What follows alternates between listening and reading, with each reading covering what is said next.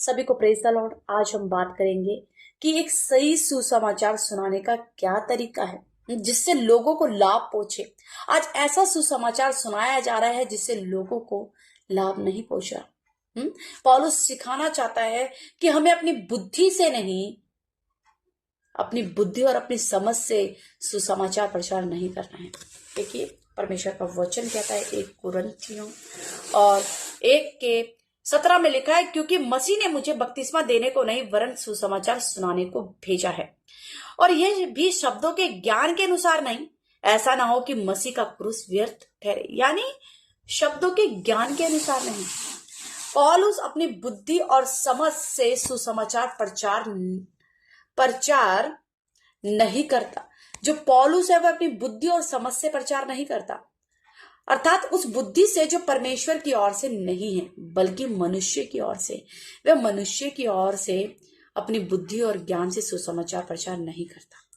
पौलुस सभी प्रचारकों के लिए क्या है? एक आदेश है, क्योंकि जब कोई व्यक्ति अपनी बुद्धि और समझ से सुसमाचार प्रचार करता है तो लोग उसकी प्रशंसा करते हैं। अरे वाह, कितना अच्छा पास्टर है वो, क्या ही वचन बोलता है, क्या ही मतलब ऐसी बातें करता है कि दिल छू जाता है। लेकिन वे किसकी ओर से? क्या वो परमेश्वर की ओर से या फिर उसकी खुद की बुद्धि और ज्ञान के अनुसार है? और सुसमाचार प्रचार करते हैं तो लोग उनकी प्रशंसा करते हैं, और आज यही तो हो रहा है। लोग किनकी प्रशंसा कर रहे हैं? परमेश्वर को छोड़कर वह प्रचारक की, पास्टरों की क्या कर रहे हैं? प्रशंसा कर रहे हैं, मसीह की नहीं। वह परमेश्वर के बजाय प्रचारक की प्रशंसा करते हैं।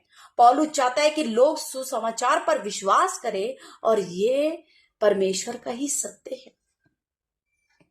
कुछ संदेशवाहक बहुत चतुर होते हैं, इसलिए बहुत से लोग उनका संदेश सुनने आते हैं, लेकिन ये चतुर संदेशवाहक हमारे लिए क्रूस पर यीशु मसीह के मरने की बात नहीं करते, परंतु अलग ही बात करते हैं।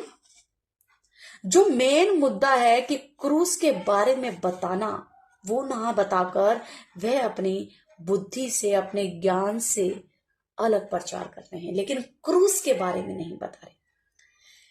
वे उसकी मृत्यु के माध्यम से पापों की क्षमा, कैसे हमें पापों से क्षमा मिली है, अनंत जीवन के बारे में बात नहीं बताते कि कैसे हमें अनंत जीवन हम पा सकते हैं।